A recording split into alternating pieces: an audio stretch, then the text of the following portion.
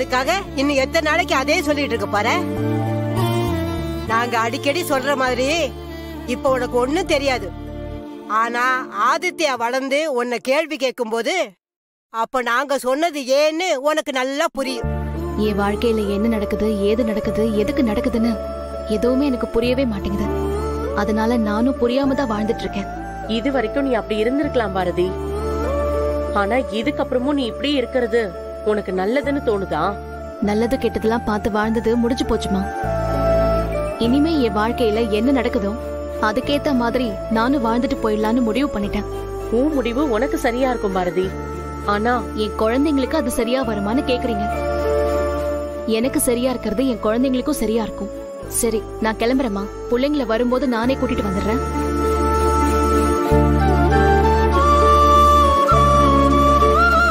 என்னடி இப்படி பேசிட்டு பாரா? அத்தை, அவ பொய் சொல்லிட்டு போறா. ஆதி கல்யாணம் நின்னதுல இருந்து பாரதிக்கு ஒரு மாற்றம் வந்திருக்கு. இந்த மாற்றம் அவளை சும்மா இருக்க விடாது. இதுவே அவளை ஆதிக்கிட்ட கொண்டு போய் விடும்.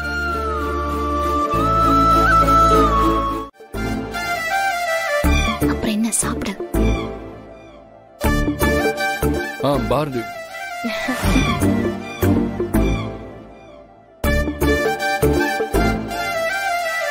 சரி சரி, சாப்பிட்டு முடிச்சுட்டு ஸ்டாக் லிஸ்ட்லாம் என்ட்ரி போட்டு எடுத்துட்டு வாங்க. Continue continue.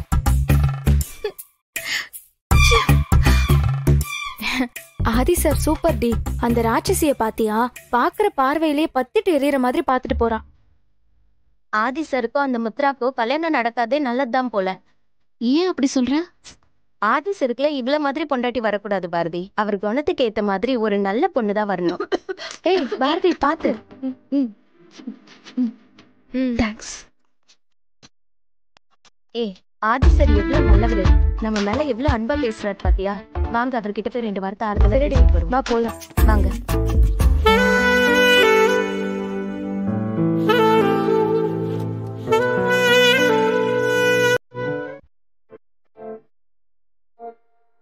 Sir, stock list.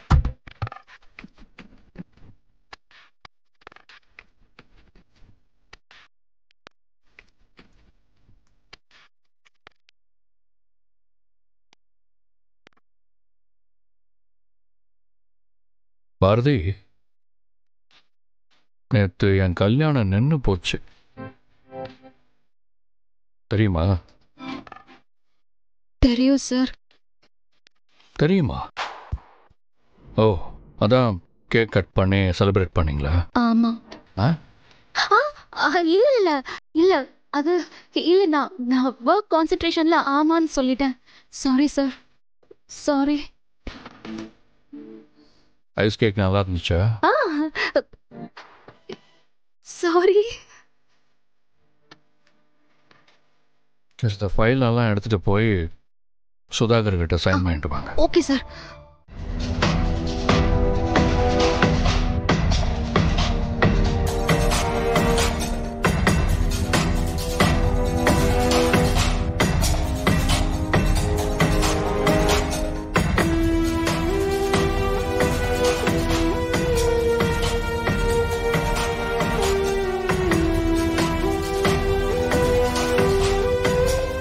Sir, sign.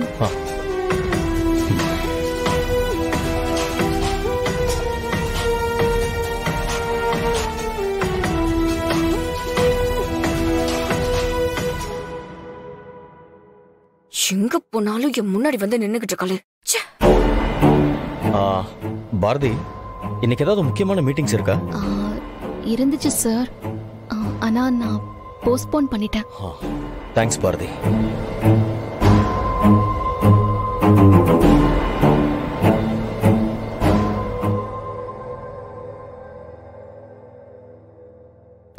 Sir, நான் ஒன்னு சொன்னா தப்பா எடுத்துக்காதீங்க. சொல்லுங்க பாரதி. மித்ரா மேடம் சிச்சுவேஷன் எனக்கு புரியுது. இருந்தாலும் இப்படி அவங்க அப்செட்டா இருக்கிறத பார்க்க ஒரு மாதிரியா இருக்கு சார்.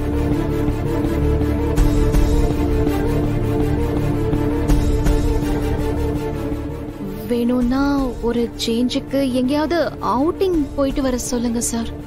மைண்டும் கொஞ்சம் ரிலாக்ஸ் ஆகும். ஹலோ, உங்ககிட்ட இப்ப நாங்க அட்வைஸ் கேட்டோமா? வேலை என்னமோ அதை மட்டும் பாத்துட்டு போ. தேவையில்லாம என் விஷயத்துல தலையிடாத. மித்ரா, என்ன இது? அவங்க உனக்காக தானே பேசுறாங்க, அப்புறம் எதுக்கு டென்ஷன் ஆகுற? பரவாயில்ல சார், அவங்க மேரேஜ் நின்ன வருத்தத்துல இருக்காங்க. எனக்கு புரியுது. அவன் மேரேஜ் நின்று போனதுக்காக மட்டும் அப்செட் ஆகல பாரதி. அவளோட க்ளோஸ் ஃப்ரெண்ட் ஒருத்தி தலையில் அடிபட்டு கோமாவுக்கு போயிட்டா. அதை நினைச்சுதான் அவ ஃபீல் பண்ணிட்டு இருக்கா.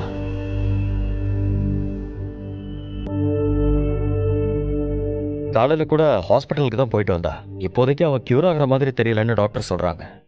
அதான் அவ இப்படி இருக்கா. என்னாச்சுன்னு தெரிஞ்சுக்கலாமா சார்? அதை தெரிஞ்சுக்கிட்ட இப்ப என்ன பண்ண போறீங்க? அவளுக்கு யார் பண்ணி கூட்டிட்டு வர போறியா? என்னால கியூர் பண்ண முடியாது மேடம். பட் எங்க ஊர்ல அத கியூர் பண்றதுக்கு ஒரு இடம் இருக்கு.